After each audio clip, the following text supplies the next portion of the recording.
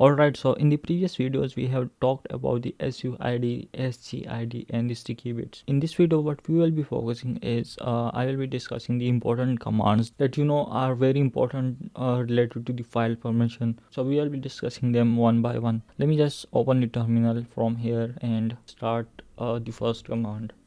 So let me just make it big so you can see it more clearly, and let's move to the download directory. It's download now with the S. Yep. Now what we're gonna do is first of all we will be going with the chmod command. Let's first of all see if we have any file over here. Yeah, we do have file. Let's me tell you something. So you see this stuff over here, the file permission. This is basically the permission of read, write, execute for this permission of this file or folder. So the chmod help us to play with these permission. So as you might already know, this is the block for the owner permission, this and this another is for the group permission, and this block is for the other. So let's say I wanted to give the execute permission to this hotel.sh file. So what I will do is I will use the chmod, and what I will do next is I will type u and x. So the u just mean the user who own this file, plus x just mean I'm giving the execute permission. So I will just type the plus x. Is for example I wanted to give the write permission, I will just type w over here, and then I will just type the file name, which is hotel.sh. Let's see it now. Let's just confirm if we have given the permission correctly or no by typing this, and we can now, I guess, yeah, we do see the x over here, and here it was not, and we have actually given the execute permission to this file. So what we did is we gave this specific file execute permission. Now if you wanted to like remove the permission, let's say I want to remove this read permission for the group for this file. So I will just type chmod, and now I will use the G because this is the group block, and I want to remove the -r like the read permission, and the file name is abc.txt. Now let's just confirm it by typing this, and we can see we have removed the read permission. Now I wanted to give this file again the execute permission. So I will just again type the chmod group plus x because I wanted to give the execute permission, and then the file name is this and txt, and let's confirm it by this. We can see we have given the execute permission. Now let's talk about this other block. So for this other block I wanted to remove the r permission as well. So I will again type the chmod, and now here I will use the o because this is the other group block. So from other I wanted to remove the read permission, and from which file, let's specify the file name, and let's see it now if we have done this correctly or no. Perfect, we have did this. And let's say for this file I wanted to give the read, write and execute permission for the other block. So I will just type the chmod, and the permission I wanted for other is read and write. The permission I wanted to give is write plus execute, and the file name is hotel.sh. Perfect, now let's just see it now. Okay, we have given the read, write and execute permission. So that's how this chmod command help us in playing with the file permission. Now let's say I have this specific folder. Okay, let's just move to this and show you something. So you see I have 1 2 3 4 files, and if I see the permission of those files, so you see the read and write permission for all of the file except this one. So what I wanted is I wanted to remove the read and write permission for the other group from all of the file at once. So what I will do is I will just go back one directory, and I will use again the chmod command, and now the new thing here is the -r. This just means recursive, and it will apply to all of these files. So I use this, and what I wanted is for the other block I wanted to remove the write, and I also wanted to remove the w permission or write permission, and then I will specify the folder. So this is the folder that all of these files are in. Let's see what happens. Okay, perfect, we are getting error because these are all of the root files, so it will obviously need sudo or higher level privilege.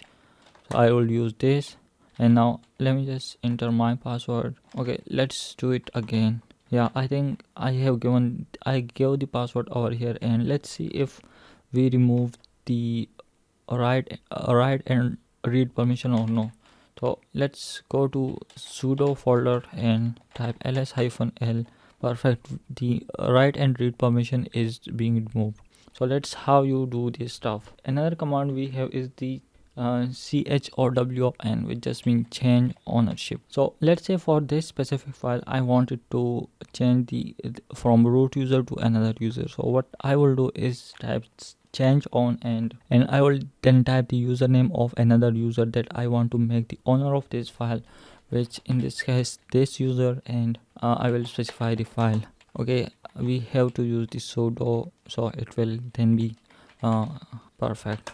Now let's just see it again. Yeah, we have changed the owner from root to this user for this specific file. Now what if I wanted to also change the group for a specific file, the user and group both together? So I'm just going to change the user and group for this specific file.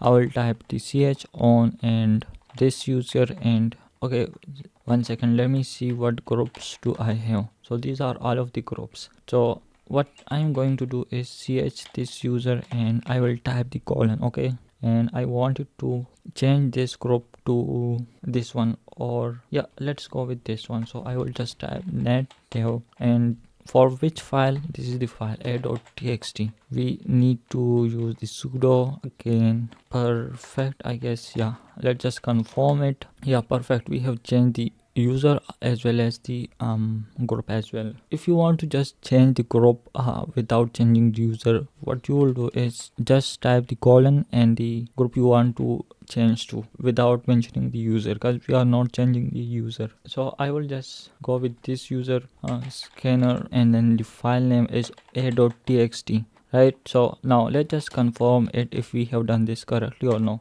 Yeah, perfect, we have also changed the group. Now similar to chmod command that we use the -r, like changing the permission for many files at once, we have something similar for this as well. Okay, I just got some problem with the Kali links, so I had to reopen it. Now I was talking about similar to the recursive command, like for the change mode, where you will just change the permission for multiple files at once. We have something similar for the change ownership as well. So first of all, let me just move to the download directory by typing like this. We are in the download directory. Now what we're gonna do is let's type one more time ls, and go to the sudo directory.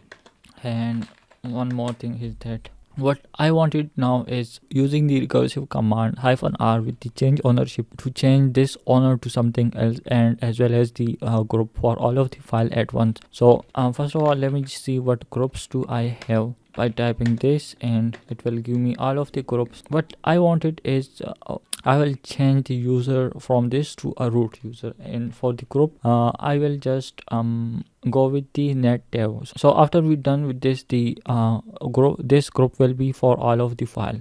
So let's just do it now.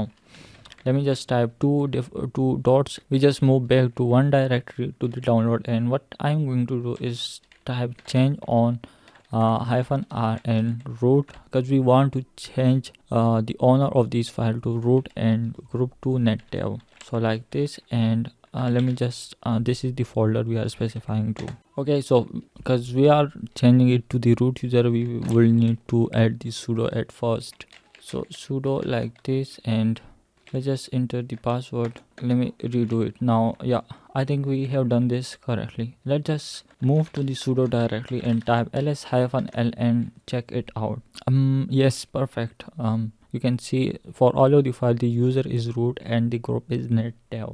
Now we have one more command which is change group, chgrp command, that only changes the group of files. Though we can change the group with this change ownership command, but there is separate command for that. So let's just give it a try, which is this. And what I wanted is for this a.txt, I want to change this group to something else. So I will just type this and then the group. You can get the all of the group by typing the groups. So I will just go with the adm, and after that you will specify the file, like for which file you want to change the group. So Yeah, let's do this. I have to add the sudo cause. Is it done? Let's just see it. Yeah, perfect. We have changed the group for this file. So hope this makes sense and you get all of the things that I have explained. If you have any question, let me know in the comments. I will answer it. See you soon.